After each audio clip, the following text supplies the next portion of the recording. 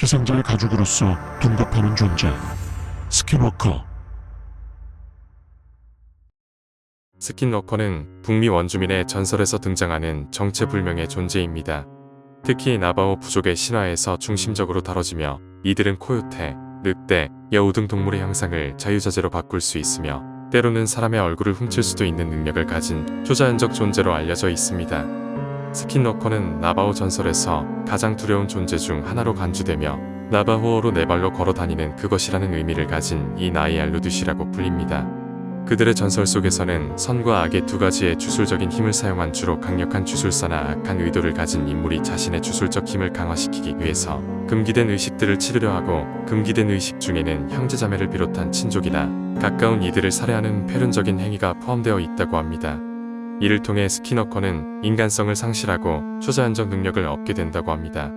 그러한 의식들을 끝내고서야 비로소 자신의 영혼을 타락시킴으로써 동물의 가족을 뒤집어 썼을 때 희생된 동물들의 외형을 흉내낼 수 있는 능력을 갖게 된다고 합니다. 그리고 스킨워커가 된 이들은 자신의 힘을 유지하기 위해 지속적으로 타인의 생명력을 차지하거나 피해자들의 공포심을 양분으로 삼는다고 합니다. 그들의 가장 대표적인 능력은 그들의 가족을 뒤집어 씀으로써 동물로 의태할 수 있다는 것입니다. 주로 늑대, 여우 등 야생 동물의 모습으로 변하는 것으로 알려져 있습니다. 그러나 단순히 동물의 모습으로 변신하는 것뿐만 아니라 사람이나 완전히 비현실적인 모습의 여러 동물이 합친 듯한 기괴한 형상으로도 변할 수 있다는 소문이 있습니다. 또한 그들은 희생자들의 목소리를 흉내낼 수 있는 능력을 가지고 있어서 동물들의 울음소리는 물론이고 종종 피해자의 가족이나 친구의 목소리를 사용해 그들을 유인하려고 한다고 전해집니다. 이로 인해 익숙한 목소리임에도 불구하고 알 수 없는 공포감이 덮친다면 스킨워커가 근처에 도래했다는 걸 알 수 있습니다. 그리고 그들의 악한 주술적인 힘으로 인해 주변 환경에 이상이 생긴다고 합니다. 조용하던 동물들이 갑자기 일제히 울기 시작하거나 반대로 벌레 소리 하나조차 들리지 않는 정적에 휩싸이기도 한다는 얘기가 있습니다. 추가로 그들의 가족에서 나는 것으로 추측되는 심각한 악취가 나는 것도 흔하게 얘기가 들려옵니다. 또한 스킨워커의 눈은 일반 동물과 달리 빛을 반사하지 않고 오히려 스스로 빛을 내뿜는 것처럼 보인다고 합니다. 스킨워커는 인간의 한계를 넘어서는 속도와 힘을 가졌다고 묘사됩니다. 목격담들에 따르면 스킨워커는 차를 타고 도망가는 사람을 뛰어서 따라잡을 수 있으며 때로는 절벽이나 높은 나무 위를 자유롭게 오르내린다는 이야기도 있습니다. 이처럼 전설 속에서 무시무시하게 묘사되는 스킨워커가 실제로 목격되었다는 이야기는 지금도 수차례 올라오고 있습니다. 지금부터는 사람들이 직접 겪었다고 주장하는 목격담을 살펴보려고 합니다. 난 미국 중부에서 자라면서 스킨워커 전설을 수도 없이 들었어. 하지만 솔직히 전엔 전부 헛소리라 생각했지. 그런데 이젠 누구라도 들어줬으면 좋겠어. 네가 날 미쳤다고 보지 않는다며 말이야. 저번 주 금요일 난 혼자 자연 속에서 쉬고 싶어서 휴가를 냈어. 평소처럼 모든 장비와 무기를 챙기고 내 충직한 점원 셰퍼드인 베어랑 사륜구동차에 올라탔어. 5시간 정도 황량한 풍경을 달려 도착한 곳은 우거진 수풀과 산사태 흔적 뒤에 숨겨진 협곡이었지. 차를 큰 바위 뒤에 세우고 천막까지 덮어둔 뒤 베어랑 좁아터진 바위 틈새로 기어 들어갔어. 고대벽화로 뒤덮인 절벽과 거기에 그려진 이상한 사슴뿔 달린 두발 생물 그림을 발견했을 땐 심장이 두근거렸지. 낯선 동굴 입구까지 보였는데 장비를 충분히 가져오진 않아서 깊이 들어가진 않았어. 야영을 준비하고 불을 피운 뒤 간단히 식사를 했어. 별이 쏟아지는 하늘 아래서 베어의 코 고는 소리를 들으며 잠들었지. 그런데 새벽 3시 무렵 베어가 낮게 으르렁대며 날 깨웠어. 손전등을 켜고 동굴 쪽을 비추자 기괴한 소리가 들렸어. 염소 울음과 산고양이 울음이 섞인 것 같은, 혹은 뭐라고 중얼거리는 듯한 소리였지. 그리고 곧 눈앞에 나타난 건 썩고 뒤틀린 육체를 가진 존재였어. 사슴 같은 다리에 사람과 짐승이 뒤엉킨 얼굴에 긴 발톱 달린 팔을 바닥에 질질 끌고 있었지. 악취가 코를 찔러 구역질이 났지만 난 공포에 굳은 몸을 간신히 움직여 권총 방아쇠를 당겼어. 분명 맞췄는데 놈은 번쩍 사라졌다가 다른 각도에서 다시 나타났어. 베어가 흥분한 채로 짖는 소리에 놀라서 결국 난 제대로 쏘지도 않고 달아났어. 어떻게 차까지 돌아왔는지도 희미해.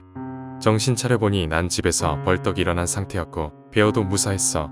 하지만 매일 밤 그 끔찍한 형체와 썩은 냄새, 같은 괴상한 소리가 떠올라 잠을 설쳐. 부디 부탁이야. 만약 낯선 벽화나 동굴, 이상한 흔적을 발견한다면 함부로 들어가지 말라고. 스킨워커 전설이 농담처럼 들려도 막상 맞닥뜨리면 절대 웃을 일이 아니거든. 난 누구인지 어디에 사는지는 말하지 않을 거야. 사실 이 일이 벌어진 지 몇 달은 지났지만 이제야 정신을 추스를 수 있게 됐거든. 그리고 사람들에게 경고하고 싶어. 저 숲에 뭐가 있는지, 그들이 뭘 알고 있었고 우리가 모르는 게 뭔지. 꽤 길고 불쾌한 이야기가 될 수 있지만 모든 걸 털어놓을게. 나는 콜로라도의 작은 산악 마을에 살아. 할 일도 별로 없어서 주로 친구들과 하이킹을 다녔어. 근처 등산로는 거의 다 돌아봤지만 지난 여름 끝자락에 딱 하나 남았었지. 우드 부족이 신성하게 여겼다고 전해지는 숲을 통과하는 길이었어. 난 남의 신성한 땅을 함부로 밟고 싶지 않았지만 친구 마크가 혼자라도 갈 거라며 날 부추겼지. 친구를 혼자 내버려 둘 수 없어서 억지로 따라갔어. 그 숲은 너무 조용했어. 새나 동물 소리가 전혀 안 들렸거든. 중간에 볼일 보러 숲속으로 잠깐 들어갔다가 얕은 개울 위에 통나무 다리가 놓인 걸 봤어. 일부러 만든 것 같아서 건너가 보니 작은 돌들이 완벽한 원형으로 둘러싼 흙지대가 나왔지. 돌들은 같은 크기와 색깔이었고 오래된 상형 문자 비슷한 게 새겨져 있었어. 그런데 한쪽 돌이 흐트러져 흙이 파헤쳐져 있길래 괜히 소름이 돋았어. 마크에게 돌아갔더니 그는 별것 아니라는 듯 농담만 했지. 그 뒤로도 별다른 일 없이 등산길에 끝까지 갔는데 길이 너무 단조롭고 길어서 실망스러웠어. 점심을 먹고 돌아서자 숲풀 속에서 이상한 움직임이 보이기 시작했어. 사슴머리 같은 게 자꾸 보였는데 소리가 너무 크고 빈번했어. 멈춰서 주위를 살피니까 마크도 점점 불안해하더니만 사슴을 쫓으러 숲으로 들어가 버렸어. 잠시 후 아무런 소리도 안 들려서 따라갔더니 피투성이 흔적과 마크가 끌려간 자국만 남아있더라. 계곡 가장자리에 다다랐을 때 난 평생 잊지 못할 걸 봤어. 사람 몸에 사슴 머리를 단 키가 2m는 좋게 넘는 괴물이었지. 불과 손톱에 피가 엉겨 붙어 있었고 마크를 한 손에 들고 있었어. 난 비명을 지르지도 못하고 얼어있다가 괴물이 나를 덮치려는 듯 움직이자 정신없이 달렸어. 등 뒤로 숨결이 느껴질 정도였지만 어떻게든 숲길까지 올라와서 죽어라 뛰었어. 배낭도 던져버렸고 계곡 언덕을 타고 올라오는 사이 내가 조금이나마 앞설 수 있었던 것 같아. 온 힘을 다해 달려 길 어귀에 있는 차로 겨우 도착했을 때 뒤돌아본 게 실수였어. 그 괴물이 길 초입에 서서 날 지켜보고 있었어. 사슴머리는 죽은 듯 한쪽으로 기울어져 있었고 온몸에 말라붙은 피가 그대로였지. 마치 다시 오기만 해보라는 듯이. 결국 난 차에 올라타 그대로 도망쳤고 마크는 실종 상태로 남았어. 이 얘기를 누가 믿어주겠어. 그래도 누군가는 알아야 한다고 생각해. 아마 그 숲은 정말로 신성했다기보다는 정반대였던 것 같아. 자꾸 머릿속에 떠오르는 건 끔찍한 괴물이나 마크의 시신이 아니라 그 완벽한 돌원이었어. 아마 그걸 유지해온 이들이 뭔가를 맡고 있었던 거겠지. 이미 오래전부터 거긴 위험한 곳이었으니까. 위 목격담들 말고도 아직도 미국 커뮤니티를 중심으로 수많은 목격담들이 기재되고 있으며 이야기뿐만이 아닌 사진이나 영상으로 찍힌 자료들도 많습니다. 다만 조작된 사진이거나 조작된 이야기들도 많지만 아직까지 확실하게 파명되지 않은 이야기들도 많습니다. 한편 스키너커 전설을 회의적으로 보는 이들은 몇 가지 자연적 현상에서 그 기원을 찾습니다.